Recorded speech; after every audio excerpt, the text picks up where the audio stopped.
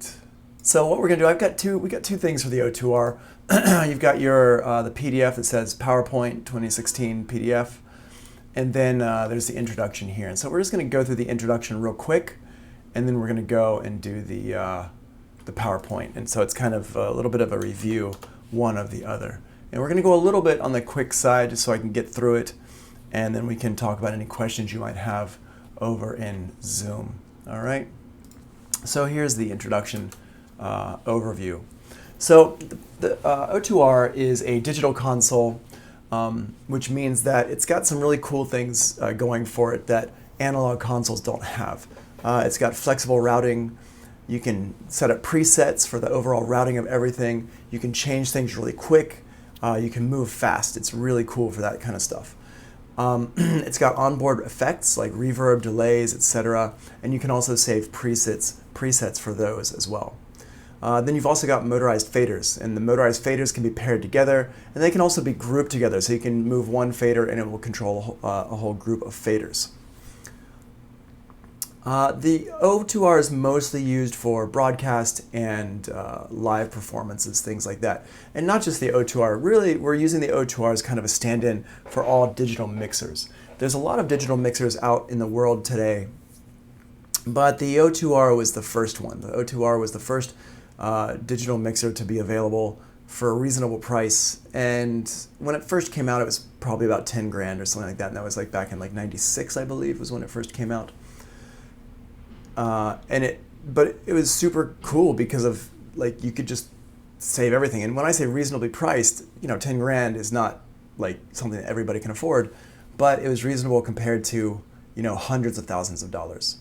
So when it first came out, it had pretty much a lot of the features it has still in the one that we've got at SAE, because the one we've got at SAE is a bit on the older side. The newer ones, the newer digital consoles have a lot more effects, have maybe probably better effects, but they still offer the same thing, which mostly is the flexible routing, the save and recalling of presets, and your onboard effects. Those are the things that make digital consoles usable, like worthwhile. One of the newer ones is the Behringer X series. They've got the X32, the X16. I have an X12. It's still 10 grand. Well, depending on which one you get. But yeah, they're still pretty pricey. You can get them used for probably about 4 or 5 grand though, if you want to get a used one. But yeah, they're still expensive for sure. But there's other ones as well. For example, you can get the, a Behringer makes a really good one nowadays. It's, like 1,500 for 24 channels or something like that, which is great. I just got a Behringer mixer for 300, the X12 Air or something like that. And that one was 300 because it doesn't have any faders or any kind of controls on it itself. You control everything from the iPad or from your phone or your computer, which is not optimal, but if you just need a digital setup and you have everything set so it's going to sound pretty good, you can set it up, save the preset, and just have it so it boots up to that preset, which is what I do. I use it for shows, like for my DJ sets, when I'm doing like live DJ sets where I'm using drum machines and samplers and stuff like that. So Nick says you use the Control 24 for a few years. Yeah, the Control 24 is really cool. And then of course we have the S6 at school as well. So yeah, some good stuff. You can still find the Control 24 quite a bit, but Avid doesn't support it anymore. So any studio that has a Control 24 is going to have an older version of Pro Tools as well. So a couple things with the you touched the O2R during your SAE tour and it looks intimidating. It's okay. Some people like the O2R, some people like the Audient. It kind of divides, the class kind of divides in half between these two boards after we go through Mod 2. And when I talk to people when they come back later on, some people love the O2R and some people love the Audient. And it kind of surprises, sometimes people come in thinking they're going to love the Audient and they see the O2R and they put their hands on it and they start using it and they're like, wow, I really like the O2R. And then some people, they come in and think the opposite. They think they're going to like the O2R and they start using the Audient, the SSL, and they fall in love with those. So it's really kind of after you've touched it, you'll kind of get a better feel for how you enjoy one or the other. So the default I/O for the O2R, this is out of the box. So when you get it, as soon as you open the box, this is what it comes with: is 16 XLR inputs and 24 line inputs. And it should be said that those cross over.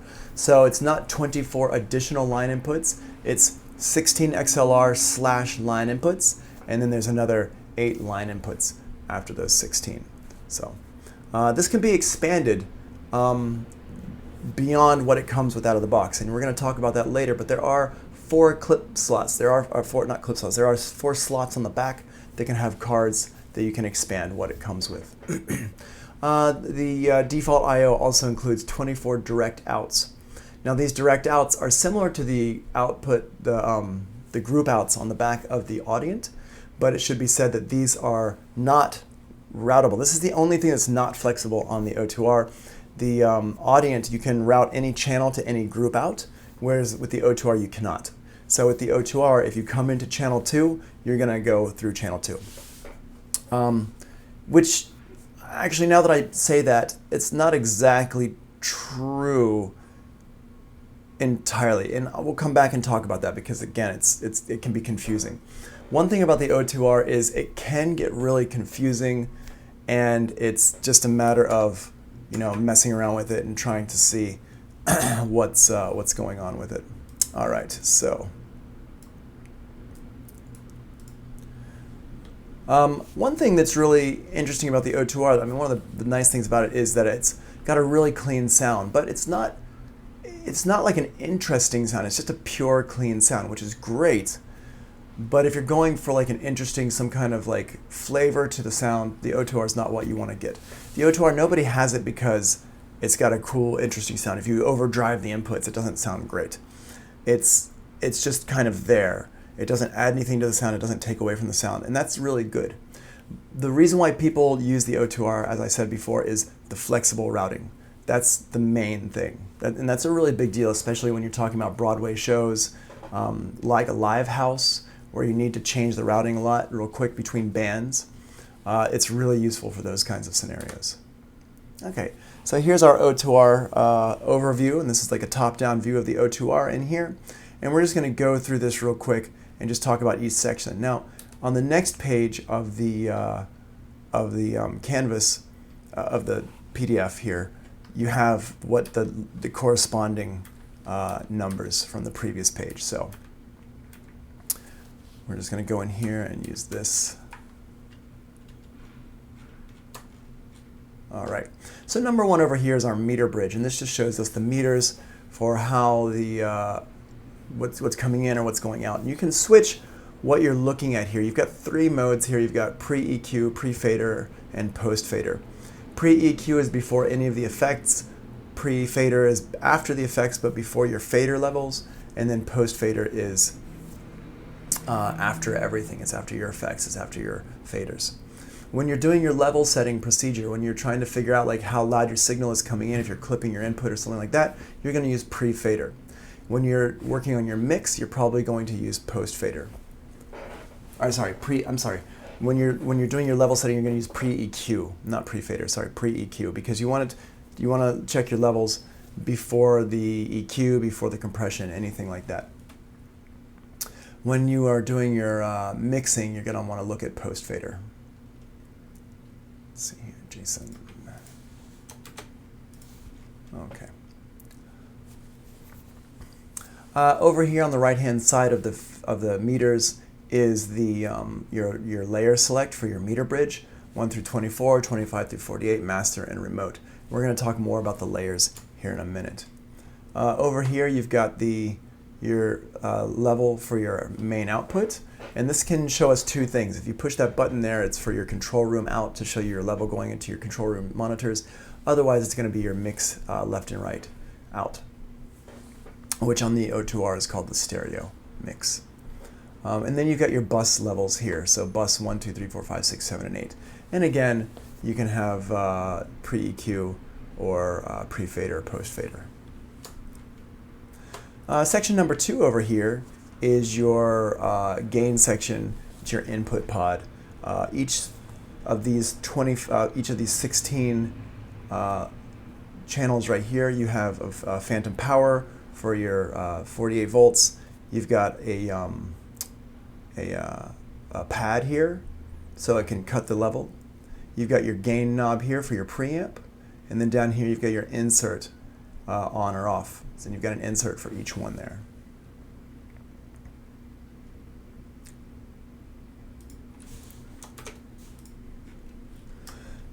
And then over here we'll see you've got 17 through 24 here, and 17 through 24, these are each stereo, or these are each line only. So these here on the 1 through 16, these are XLR or line inputs, and then 17 through 24, these are line inputs only. So it's very different what we've got here, and so this board only has 16 mic preamps, and again, these are the default settings. You can actually add more to these if you want to later on. But this one here has 16 XLRs, so you can have 16 microphones plugged into it. But then you've got another 8 line inputs over here, so you can have these line inputs going as well. So these would be for like keyboards and stuff like that. Or if you're coming in through an external preamp, outboard gear preamp, then you can run the outboard gear preamp into one of these 17 through 24. All right, down here, over here on the right hand side, just above the number 3 here, this is your talkback mic level, this is your headphones level, and this is your studio level. The studio level is what is feeding into the studio, if you have speakers in a studio for your musicians to listen to. The headphones level, there's a headphone jack right here that you can plug headphones into, and this is for your talkback mic, for your level for your musicians. Number 3, this area down here, is your monitoring area. This is everything to do with how you're going to listen to something. You've got a couple buttons here, a couple sections. You've got the studio section, the solo section, and the control room section. Same as in the Audient. The studio section is for your musicians. The control room section is for you, for the engineer. So the studio section here, we can tell what the musicians are going to listen to, what they're going to be hearing through their headphones. So you can set up, they can listen to the control room, exactly the same as what you're listening to. They can listen to the stereo mix, which is essentially going to be the control room again. It could be, potentially it could be different, but most of the time it's probably just going to be the stereo mix, which is basically the same as the control room. Then you have aux 7 and aux 8. Aux 7 and aux 8 can be set up for your headphone mix. So at this point I want to note that the O2R has 8 auxes compared to the Audient's 12 auxes. It's not really a big deal that it has less auxes. You're not really going to miss those extra auxes, most likely. And 2 of the auxes are shared for the headphone mix. Remember, on the Audient, we talked about the foldback section is your headphone mix for the Audient. Well, the O2R doesn't have a specific headphone mix section, so they just basically said you're probably going to use auxes 7 and 8 for your headphone mix, and that's what they've kind of set up for the studio section. So auxes 7 and 8, by default, you can set those to go to the studio section. They've got dedicated buttons right there for that. You don't have to do that. You can assign different things, but that's what they have set up, so it's probably the best way to do it. Then you've got a solo clear button that just clears out all your solos. If you have any solos set up like across different layers or whatever, you can just hit that button. It clears out all your solos and makes it so everything plays again. Then you've got your control room section here. You've got the 2-track digital 1, 2-track digital 2, 2-track digital 3. Then you got the 2-track A1 and A2 that stand for analog 1 and 2. The 2-track is for when you're bouncing stuff down. Remember, we talked about the 2-track and the Audient as well when you're bouncing stuff out to your computer or back into Pro Tools. This is just so you can monitor that bounce, make sure the bounce sounds good. You're not usually going to be using those unless you're actually making a stereo mix. Then you get the stereo section here, and the stereo section is what you're normally going to be listening to. Like 95% of the time, I would say, you're going to be listening to your stereo mix. Then you've got assign 1 and 2. Assign 1 and 2, these are for your aux 7 and 8, essentially. You can assign them to anything you want. But the way we have it default set at SAE in New York is they're set for the aux 7 and aux 8, so you can check out the headphone mix if you want to. Then you got 2 buttons down there that say surround. And the surround, you've got two sections for that. They can go from the buses because there are 8 bus outs. So you can set those up for a surround sound mix if you want. Or you can have a surround sound card that comes out one of the slots, and you can set that up to go out that slot button there. We don't have the O2R set up for surround sound at SAE in New York City, so you're not ever going to push those buttons. Then you've got the surround sound monitor level. Again, you're not going to touch that. Then you've got the control room level, and the control room level is what you're going to be listening to in your control room. You've got a dim button there to turn the level down, so if you want to talk but you still want to hear it. And you've got a talkback button there as well, so you can push that talkback button and your microphone is up here, so you can talk back into it. Number 4 is machine control, and this allows you to control like a DAW or something like that. You can set it up to control Pro Tools or Logic or anything like that. I don't remember if we have ours set up at SAE in New York for that or not right now. I don't really use that section so much. It's just easier, just to, everything's right in front of you for start and stop. So I just use that with my keyboard. Number 5 is your kind of data section where you can, and your kind of moving around section.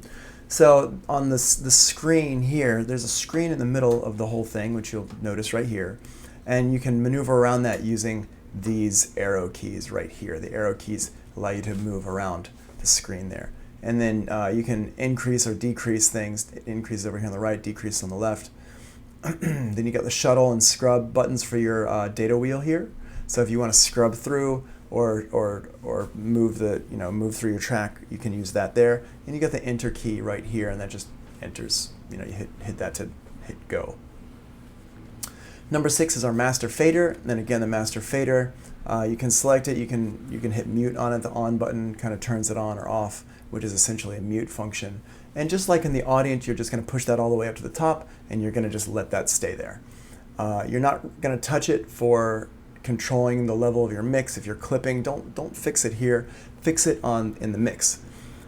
Remember with the audient, that master fader, if you move the master fader, it's going to change what you're recording into your 2-track bounce. Same thing with this. This is what's going to your 2-track bounce, so you don't want to touch it unless you're doing a fade at the end of a song. Number 7 is your layer section. In the layer section, there are 4 layers. There's 1 through 24, 25 through 48, master, and remote. And you'll notice that it goes in a counterclockwise motion, which is very strange. I'm not sure why they did that, but that's how it is. So you got layer 1 through 24 here, and then layer 25 through 48, master layer, and remote layer. And you're going to push those to get to different sections on the board itself. So now we're going over here.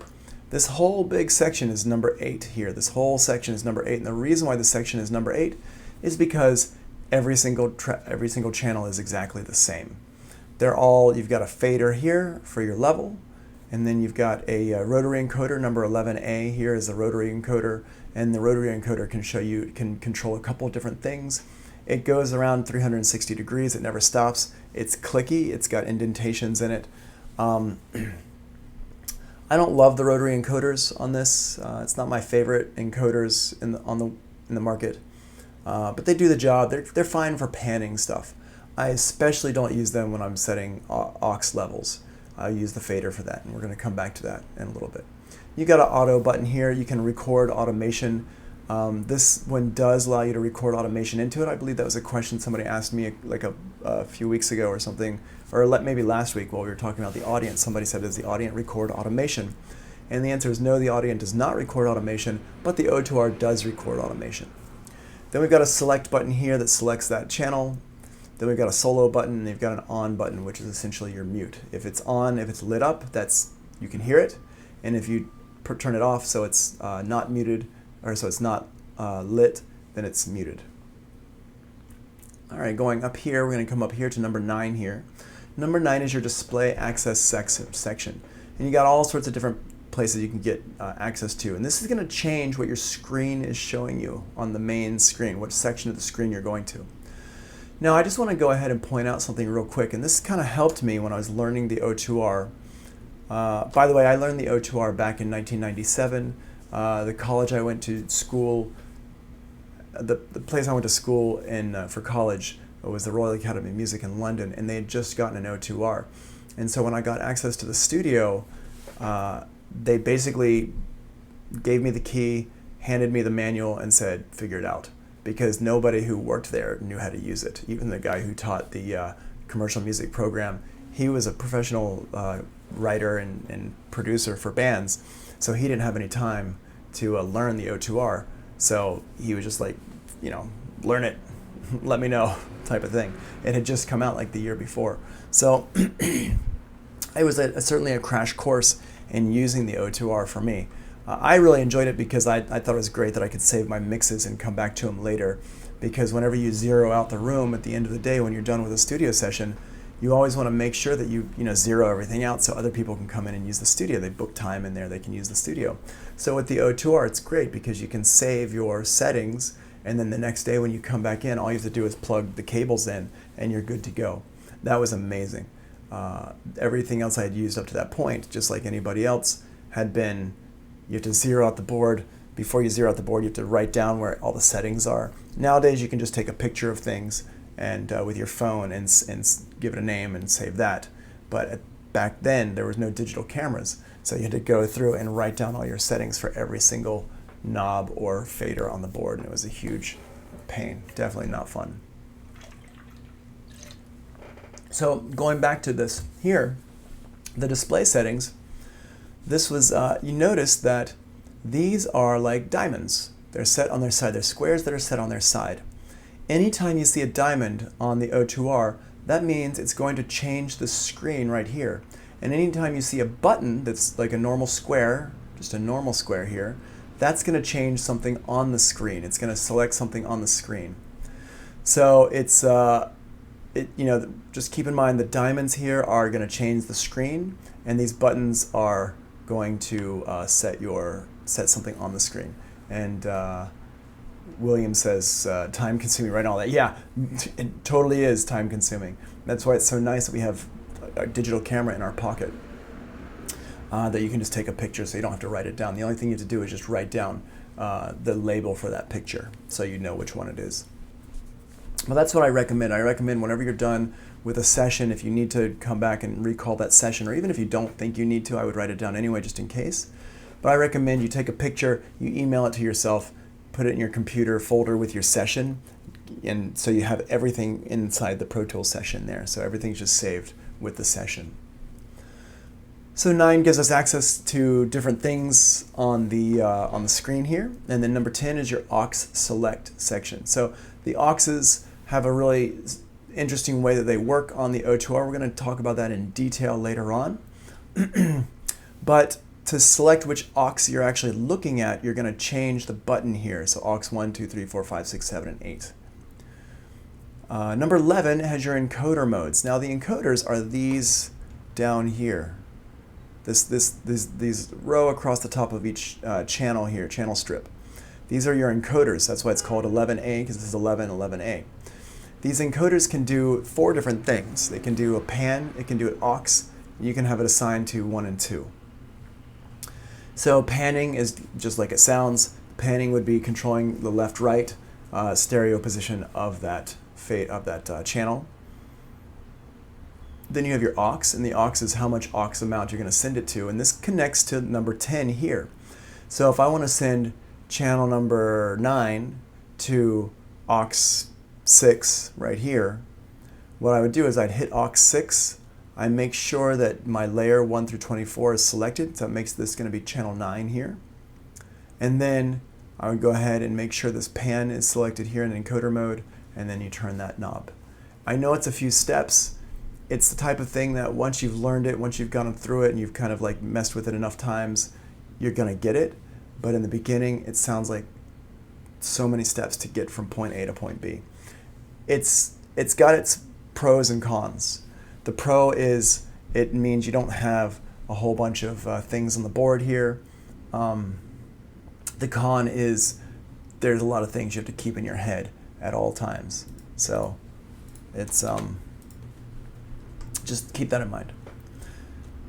Then you have your fader mode here, and the fader mode is similar to your encoder mode. You can change what these faders do. You have 2 choices for your fader mode. The fader mode, you've got the fader, or you've got an aux amount. And this is what I was saying before. I don't actually use my encoders for my aux send level. What I do is I use my faders for my aux send level, because that just makes it a little bit easier to deal with. Also, if you're used to Pro Tools and you're using your aux sends, or in Pro Tools, it's always faders in Pro Tools. It's the same for this. It becomes a fader. It's kind of easier to see what your aux mix is looking like. Number 13. This is your effects section. As we mentioned before, there are digital onboard effects, and there are 4 send effects on the O2R. Every channel can have some insert effects, but there are 4 overall send effects, and you can have those be 4 reverbs or 2 reverbs or 1 reverb and some delays, stuff like that. And there's all sorts of options for your send effects. You've got reverbs, delays, choruses, flangers, everything you can think of. Obviously, because they are send effects, we're probably going to use time-based effects like reverbs and delays, stuff like that. So here, we can choose what we're looking at here, 1, 2, 3, or 4. And again, it's our display here, display. It's going to change the display here, and then across the bottom, you're going to look at 1, 2, 3, or 4 inside that display. And you can look at your internal effects plugins or channel inserts if you want to. So you have choices here of what you're going to be looking at on this screen. Number 14 is the screen itself. The screen here, it's not a touch screen. It looks kind of like a touch screen. If you've ever used the Korg Trinity or Korg Triton, you're going to look at this and be like, oh, it's similar to that. It's a touch screen, because those are touch screens. This is not a touch screen. This is its own, it's got buttons that you have to use. That's why we have the navigation section down here, number 5. And we also have like various buttons to control things on the screen, because it's not a touch screen itself. On the touch screen here, you've got 4 across the bottom. You've got 4 different tabs that can get you to different parts of that section, F1, 2, 3, and 4. And then you have page to the right and to the left, which shows you more tabs or less tabs, depending on what you want to do with it. Then you got some rotary encoders here that control different things on the screen. You'll see something is selected on the screen, and you can control it with one of these rotary knobs here. All right, and number 15. Number 15 is your channel select area, your selected channel area. That's going to include all of these different sections here. So we've got 15A, B, C, D, and E. 15A is your routing section. Now, just before we get into this too much, what I mean by selected channel is you'll see down here on each channel, there is a select button. The select button right here is telling us that that channel is selected. So whatever I'm controlling here, it's for a specific channel. And you have to pay attention when you're messing around with the O2R. When you're mixing on the O2R, you're paying attention to what channel you have selected. And this is the place where everybody makes mistakes, including myself. Even I will make these mistakes where my head will get in front of like what I'm trying to do. And when it does that, I'll be thinking I'm on channel 15, but I'll actually have channel 2 selected or something like that. I'll be like, oh, I'm going to change the EQ on channel 15, and I'll just start messing with the EQ, and I'll stop and I'll be like, wait, why am I not hearing anything on that EQ on channel 15? Oh, it's because I've actually got channel 2 selected. So every time you want to change what you're controlling, you have to make sure that you select the proper channel. So when you've selected the proper channel, you're going to go here to number 15, and the A is the routing section. So if I want to change the routing for a channel, I can do that right here. And the routing can be going out to one of 8 buses. You also have the direct out to send it to your multi-track recorder. You've got your stereo out so you can hear it through your control room. And you got the follow pan button, so it just follows the panning. Over here, you've got your display access, phase insert or delay here, a little small delay for Haas effects and stuff like that. Just a tiny, tiny little delay. It's not like an actual echo type of delay. Then here you get your pan or surround sound section, and that includes this joystick here. Unfortunately, as cool as the joystick looks, it doesn't actually do anything at the SAE O2R in New York City because we don't have it set up for surround sound. But you can set each channel to be for the left and the right, and you control the pan on each channel right here.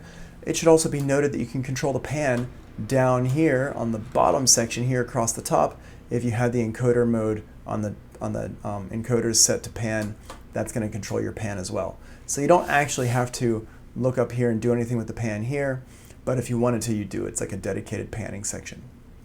Then you have dynamics. Each channel has, you do that on the DAW every time you record. Nice.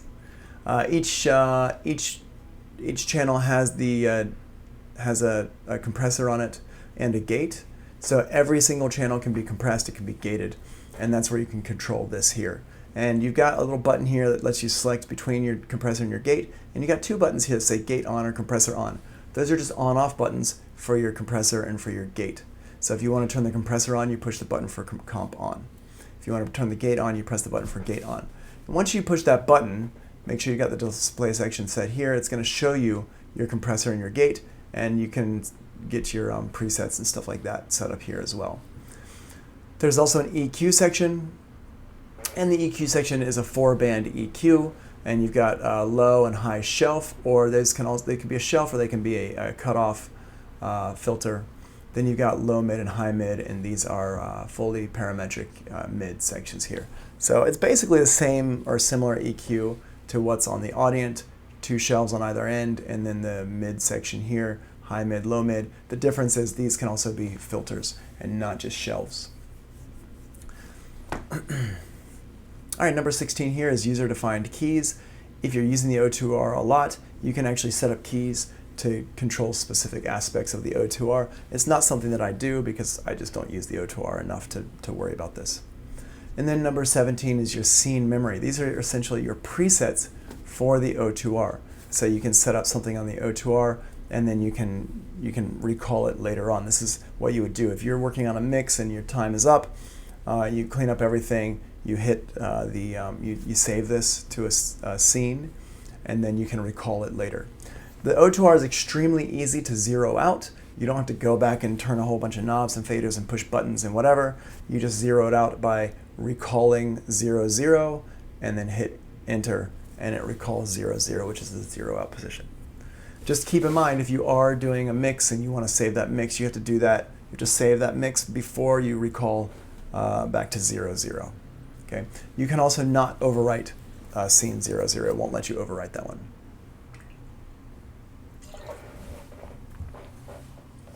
All right. That is the quick, super quick overview of the O2R. Whoops, no, not you. Annoying. There we go. Like I said, that's the super quick overview of the O2R. It is by no means, we are by no means done with it at this point. That's just a quick overview of stuff. All right. Let's go take a look here at the O2R layers. Now we're going to come back and talk about these layers. There are 4 layers that select what the channel strips do, what they control. You have layer 1 through 24, it controls channels 1 through 24. You have layer 25 through 48, and it controls channels 25 through 48. Now I just want to go back and take a look at this real quick. We're going to notice down here, if we look at the bottom here, these are your, right here it has your channel numbers here across the top, and down here in white across the bottom as well, it's got your channel numbers. But if we look closely, we're going to see there's numbers in gray. These are your alternate layer channel numbers, or your alternate layer numbers, what those channels are doing for those alternate layers.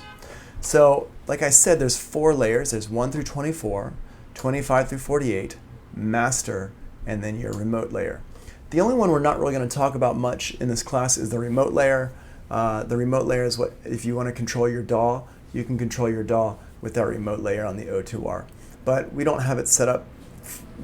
We do have it set up to do that, but we don't really talk about it that much in Mod 2. You're going to talk about that more in Mod 3. But 1 through 24 here is the kind of the main one here, kind of, sort of. But it really depends on how you're using the O2R, how you want to have this set up. The way we have the O2R set up at school is layer 1 through 24 is your input path, and layer 24 through 48 is your monitor path. So you've got the input path, which is 1 through 24, and the monitor path, which is 24 through 48. And then your master section, it contains a couple different things. It contains 3 different things, and you can see what they are right here if you pay attention to what the writing is down here. The master layer contains channels 49 through 56. Those channels are set up to be your effect returns. So you saw that there are 4 send effects. Those send effects have to come back into something. Remember on the audient how channel 1, in stereo input number 1 is the reverb at SAE? Well, the same thing is true for the 4 send effects on the O2R. They have to come back to something. We have them default set up to come back to channels 49 through 56 in stereo pairs. So 49 and 50 are input 1, are effect number 1, 51 through 52, effect number 2, 53 through 54 is effect number 3, and 55 through 56 is effect number 4. We're going to come back and talk about that in detail here in a little bit, but I just want to give you a quick overview of that.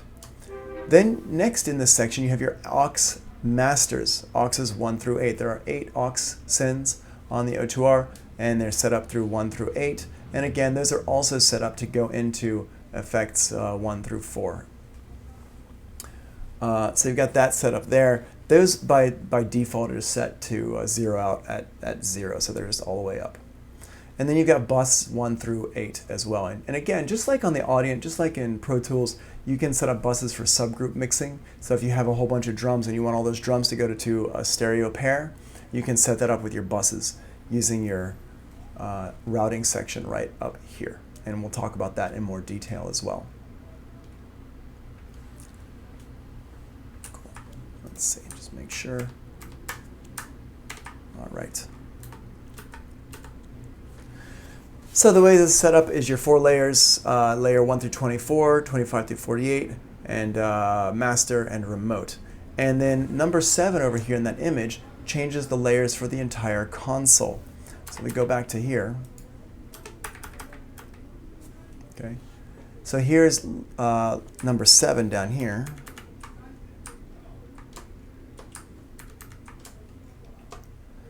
Here's number 7.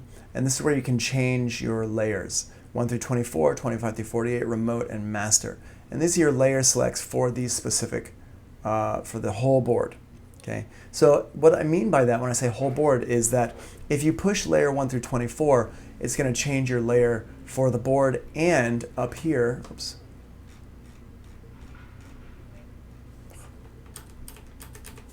Sorry, hold on a second, what happened? We went too far. There we go. Change the board, change the section for there, and up here for your meter bridge. But let's say that I'm controlling, I want to control my monitor path, but I want to look at my input path. If I want to check out what's happening with my input path, but I want to actually mess with my monitor path, I can keep my faders down below on my channels 25 through 48, or layer 25 through 48, but I can be looking at my meter bridge up here on layer 1 through 24 by pushing one of these buttons right here.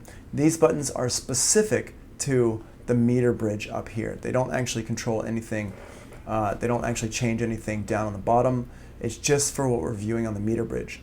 But one more time, if I push these layer buttons here, it controls both what the meter bridge is looking at and also what we're controlling on our fader strip.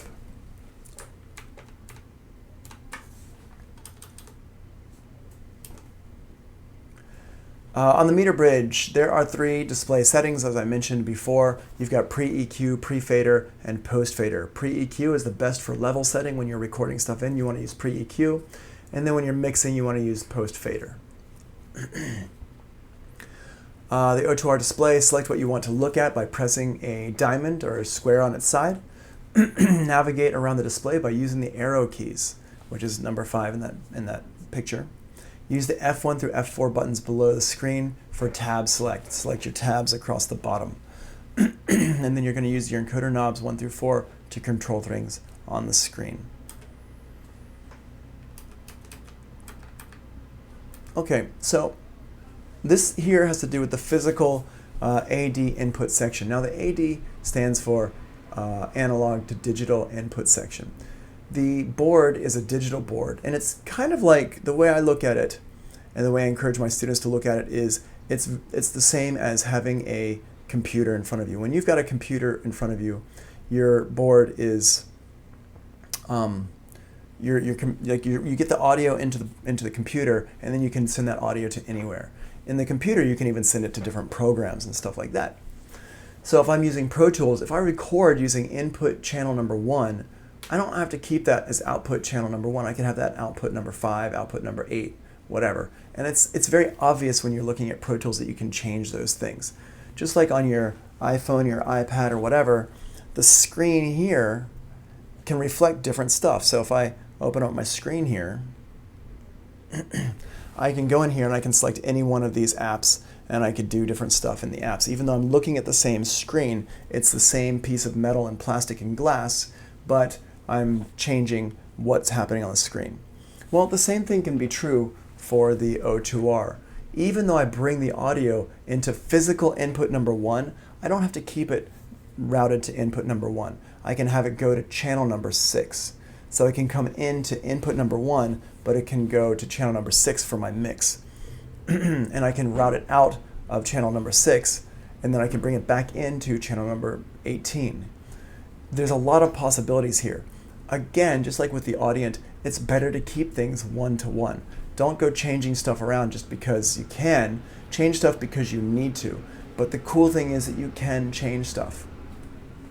But that can also be confusing. It can be very cool, but it can also be confusing. So you want to be aware of that part there. So the way we have our setup at SAE in New York is you've got the XLR inputs, channels 1 through 16. Then you've got your quarter-inch inputs, which are channels 1 through 24. And you can see that there is overlap there. So if we look here, channels 1 through 16 can be XLR or line inputs. And then 17 through 24 are line only. So these here can be both, and these are only line. If you have both XLR and quarter-inch plugged in, the quarter-inch will be the input signal, and XLR will be ignored. So remember on your on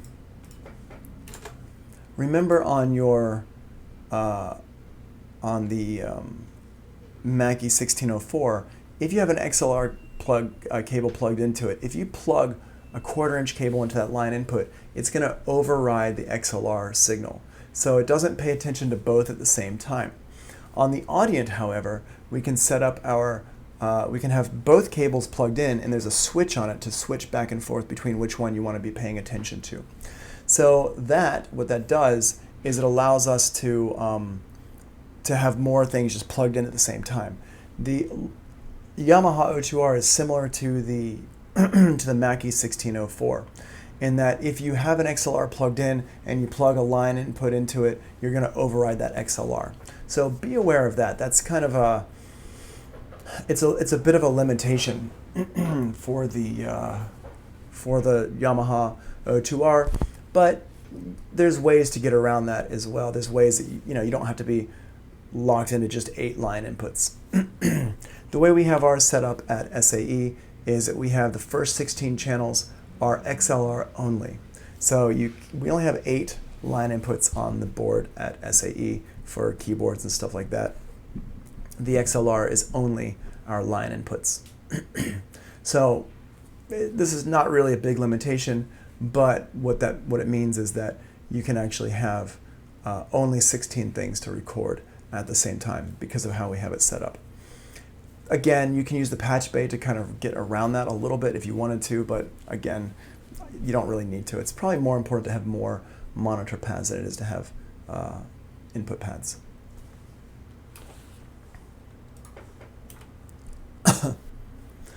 So the way this sets up is like this. Oops.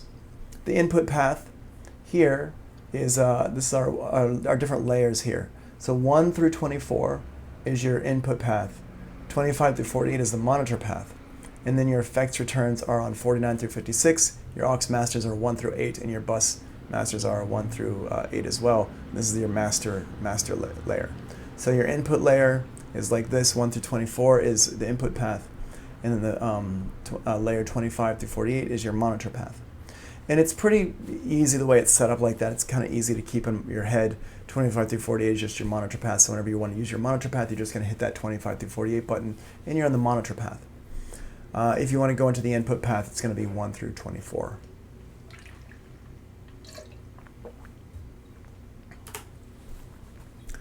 And this is the way the physical inputs are routed. Now, this is going to be confusing. Don't worry about it right now. I'm just putting it here so you can see it and so you can reference it later if you do want to think about it more. But you don't really need to worry about it too much. It's just the way we have things set up specifically at SAE. And this is going to change depending on which studio you're in. So different studios are going to have this set up differently. They're not all going to be like this.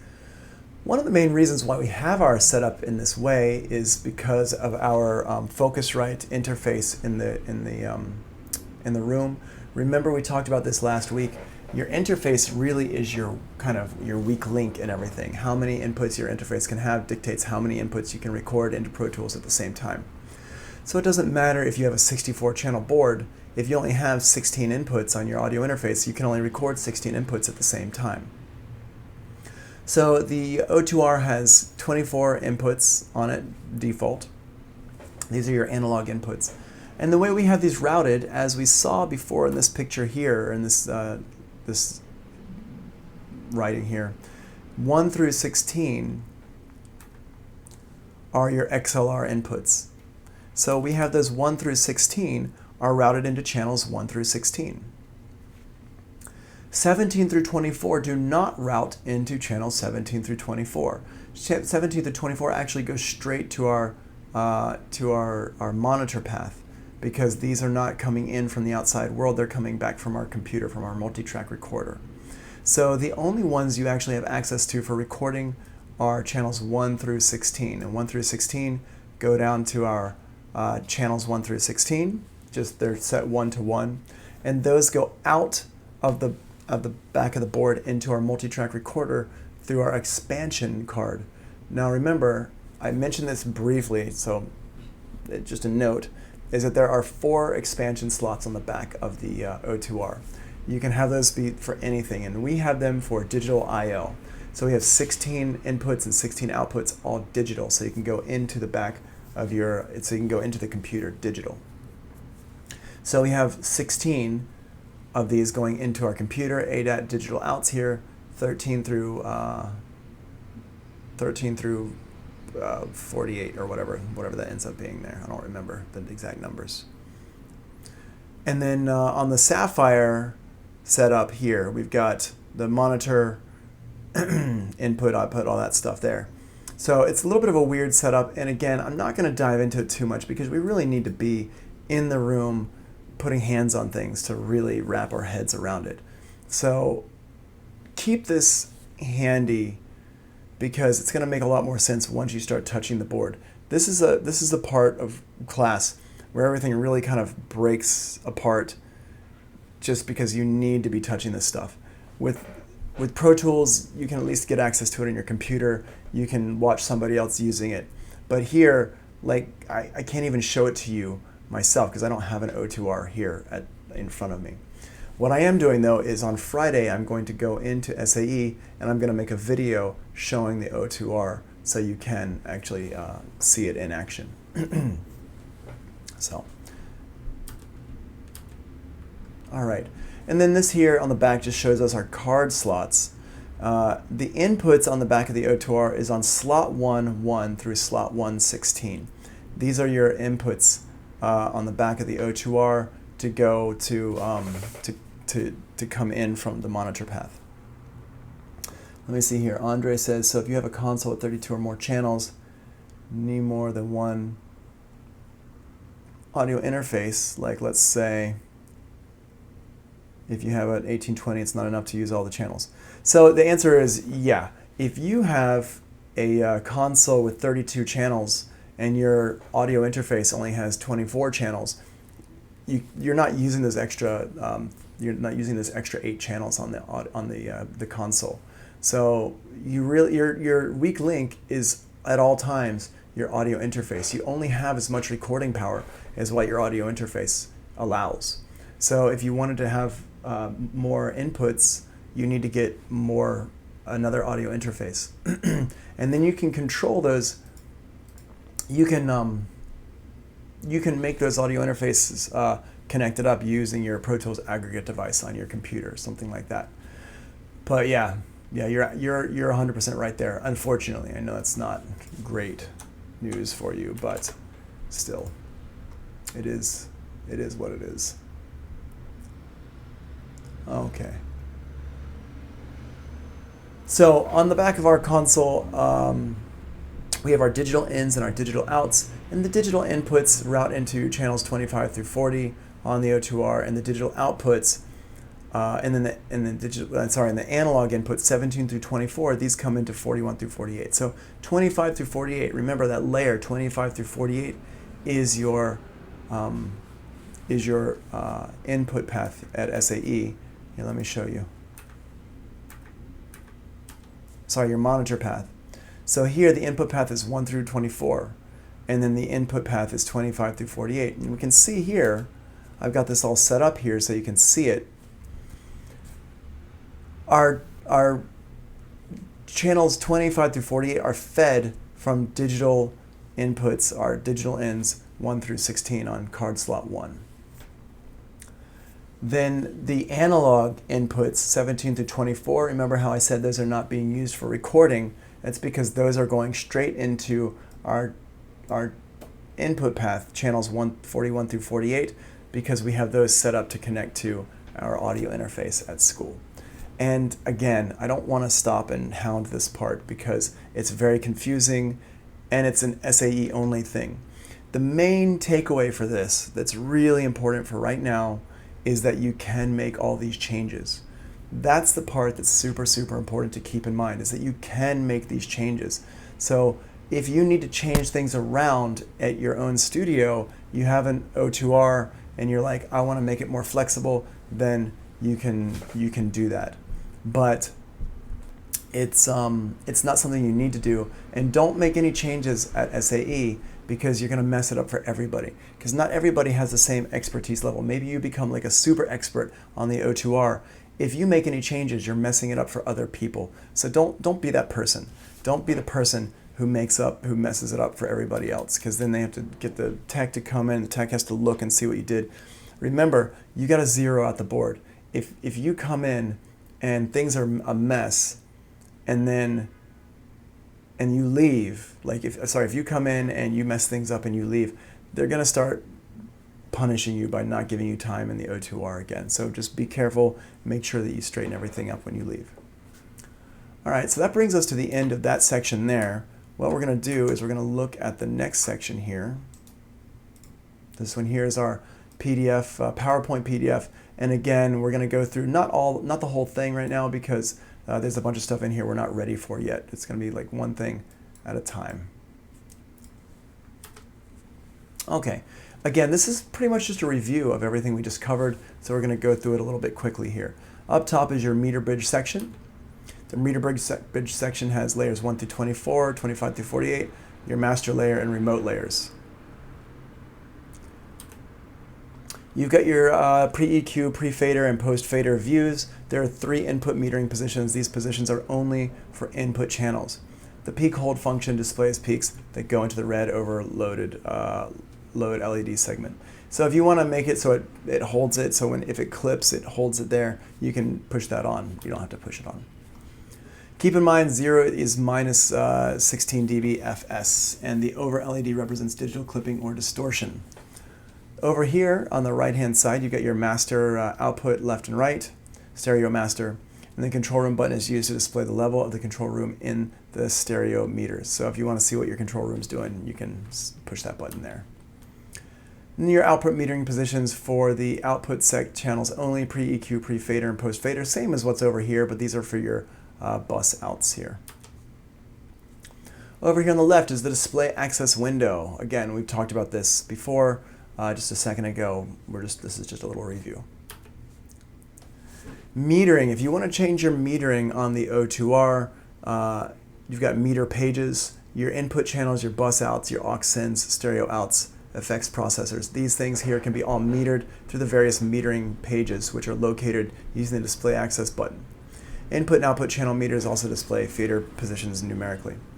So there's a lot of different things you can see in your metering section, and you can also get over here to where where you're seeing your meter. So instead of pushing that button up top, you can get to it in here.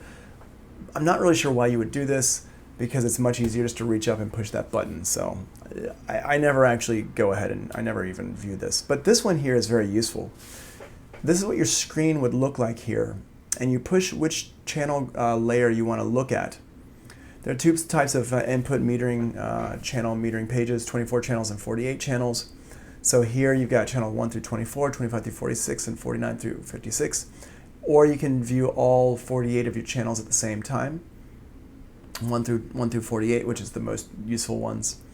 Most of the time, though, you're just going to need to use 1 through 24, 25 through 48, because this is your input path and this is your monitor path, especially at SAE, the way we have it set up. You can have your, you can show your gate gain reduction or your compressor gain reduction levels on here as well. It doesn't always have to be level. It can be your gate or your comp gain reduction amounts. Your bus outs, aux ins, and the stereo out can all be metered on the master metering page. They've got a master metering page there. And then you also have your effects, ins and outs. This is really useful if you're troubleshooting why you're not hearing a certain effect. If you go over and you see that you're not actually sending any level to that effect for whatever reason, you'll see it on this page here. And then you've got a really nice master stereo out meter here that can be good as well for just checking things out on the screen there. Here's your AD input section. So if you want to check out, if you want to see what's going on, you've got your 16 analog mic pre's, and each preamp has 48 volts, which is your phantom power, and a 26 dB pad. There's also 24 line inputs overall, 1 through 16, and then 17 through 24, and these are dedicated line inputs right here. So 17 through 24 are your dedicated line inputs. Your min and max gain ranges are from minus 16 dB to plus 60 dB. So you can have a lot of gain on there as well. And you've got 16 analog inserts. You do not have 24 inserts, you have 16 inserts on channels 1 through 24, 1 through 16 only on your XLR inputs. And then you've got here a signal and a peak LED. The signal lights up below 3, lights up 20 dB below 0, and then the peak LEDs light up 3 dB below clipping as well. So the peak is not exactly peak. It doesn't show you that it's clipping yet, but it's like very close to clipping. So you're not going to hear it necessarily unless you're hitting it a lot. You've got your AD input here. Now this AD input is pretty useful to keep in mind what we're looking at here. So here you've got input 1 through 16 have your A and B. That's your XLR or your quarter inch, and you can see here the quarter inch is going to cancel out the XLR right here. Then you get your pad and you get your gain. So far everything is analog. Then you got your phantom power, all that stuff there, and you got your insert. So your insert is still, everything is in the analog domain. We haven't gone to digital yet. Then see here you got your insert on-off switch here. The on-off comes before. If you follow the signal around here, the off comes before the insert. So it's just getting that no insert signal, and then you got the insert here. This part here is the really important section here, AD in 1 through 16. This is where your analog to digital section happens. So once you get to this point here, you want to keep everything digital as much as possible. You don't want to keep going back and forth between analog and digital all the time. So keep it analog as much as you can until you get here to the digital, and then keep it digital. And this is where the digital conversion happens. So the talkback section is actually after your digital conversion happens here, and then down here, and then everything is the same for the input section. This would be 17 through 24. It's just a quarter inch input. The main difference is you don't have inserts and you don't have phantom power. and it's just an XL. It's just a 1/4 inch, not an XLR input. Okay, so your input path is here. Your 1/4 inch, your XLR or 1/4 inch inputs here with are here, and then go into the pad and the gain, the the channel. This is all right here is going to be the digital section here, or sorry, the analog section. Then it goes to digital. This part here is digital, and then S11 goes into the Sapphire, goes into the computer, goes back from logic, and then back over here into our channels 25 through 48. Okay, so that's what we're looking at here. So channels 1 through 24 is on this side up here, and then back here comes into channels 25 through 48. Okay, and again, once you're there, it's not terribly difficult here. Selected channel, your selected channel section. This is what it looks like, cleaner. You have your routing inputs. Each input channel can be routed to the bus outs, stereo outs, or its own direct out. So buttons 1 through 8 route the current selected channel into the bus outs. Stereo button routes the currently selected channel to the stereo out. I just want to point out that the stereo button is always pressed. This is equivalent to your mix button on the Audient. The mix button on the Audient, remember, you have to press that to send it to the mix. You do not have to do that on the O2R. The O2R, that stereo button is pressed automatically by default, so you're automatically going to get going on. I said there's no phantom power on this board. No, I did not say there's no phantom power. I said there's no phantom power for channels 17 through 24. It was what I meant to say. Maybe I said it wrong, because this is like, believe me, this is mind-numbing to talk about sitting here in this room with no feedback from y'all. So if I said that was incorrect. What I meant to say was channels 17 through 48 do not have phantom power. But 1 through 16 do have phantom power, and that's right here. See this right here? Phantom power on channels 1 through 16. Okay, then let me see here. The stereo button routes it to the direct to your stereo mix. The direct button routes the signal to your DAW. The follow pan button determines whether the input channel's pan control setting is applied to the bus outs. When it's off, the levels of the signal fed to the odd and even bus outs is the same. When it's on, the levels of the signal follow the pan control.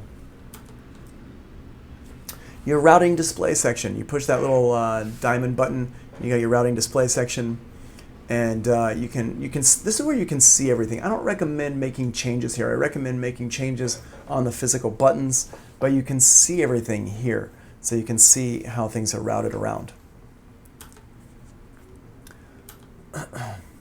Your arrow keys are down here in the lower right-hand corner. That's what this part of the PDF is talking about here. Again, I don't really recommend doing it like this unless you kind of have to. So if you want, you've got all these all buttons here that you can route, you can navigate up to and hit these buttons. So you can send them all to stereo, you can send them all to the bus outs, or you can send them all clear to nothing. So your stereo buttons are down here on the bottom, the little S, and your direct out buttons are the little D right there for direct out. Surround mode is not commonly used, but we can configure it to have active surround outputs from either the buses slots or the Omni outs. And the Omni outs, we're going to talk about those when we talk about the back of the console. Your display access button here for the selected channel shows you your phase insert to select the input channel phase and insert pages, and your delay button is for your delay button here. Your display access buttons here also for your pan can show us, this is your, if you want to reverse your phase here, and if you want to also, you can see where things are linked up, and we're going to talk about that more in detail later. If you want to use inserts, you can have any of these input channels, bus outs, aux ins. They can have, all of them have assignable input inserts.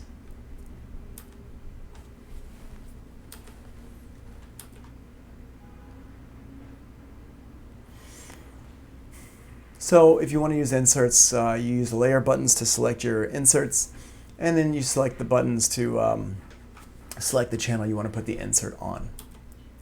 Turns the currently selected channel's insert on and off, and then you can select the destination for the insert out. It can just stay the same, or it can be somewhere else. And then you can have a compressor as well. And you can put where the compressor is going to be in the chain there. The compressor can be before the insert or after the insert, stuff like that. All right, this is your pan control here. And again, I'm kind of glossing over things because we're going to come back and talk about certain things in more detail. This is just an overview again. Panning, you push the pan button there. You make sure you have the proper layer selected and the proper channel selected, and then you can adjust your pan there for that. You can see what's going on with your panning. And here's where you can set up your links for channels. So if you want to link two channels together, you can do that. And the cool thing with the link is you can set up different panning modes. There are three main panning modes. You got individual mode, input channel pan controls operate independently. So if it's individual mode, if I have channels 1 and 2 connected together, I have to turn my pan for channel 1 and I have to turn my pan for channel 2. If I have gang mode, they're ganged up, they're connected together, so I can have them, my one knob controls both of them going the same direction. So I want them both pan left or both pan right, you can do that. Not really, there's not very many cases where you'd want to have them both ganged up together like this. Mostly what you'd want to do is have inverse gang mode selected. And what this does is it sets it up so you turn the knob one way for one and it flips it for the other one so it goes the opposite direction for the other one.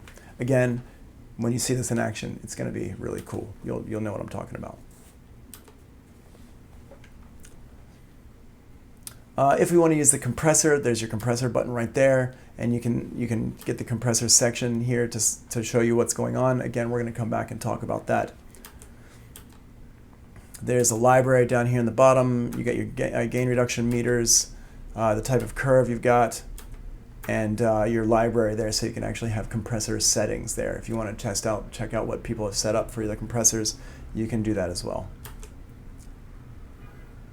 Okay. Again, here's a nice picture that just shows you where everything is on here. I recommend that you check this out and familiarize yourself with it. The back, you've got the rear panel connections. We're going to talk about these in more detail another time. You get your slot section options for different slots that you can have in here. You can have your digital IOs here, which is this is the one we have here. You can have more analog outs, quarter-inch analog, XLR analog outs or XLR analog ins, and you got quarter-inch as well down here, so you can have outputs and inputs for that. And there's 4 slots. We only have one card plugged into our board. That's this one here, the analog IO. And again, we'll come back and talk about this stuff, the back of everything more in detail another time. But this layer section here, I just want to go over this real quick. The layers, you've got 1 through 24, 25 through 48, master and remote. And this is how this sets up here. So 1 through 24, 25 through 48, master and remote. They're all on the same faders. It's important that you understand that these are all on the same faders, not on different faders. So that's how that stuff works there. And depending on which layer is which fader is actually controlling which channel. Okay. It's really important that you pay attention to this stuff because it can get very confusing.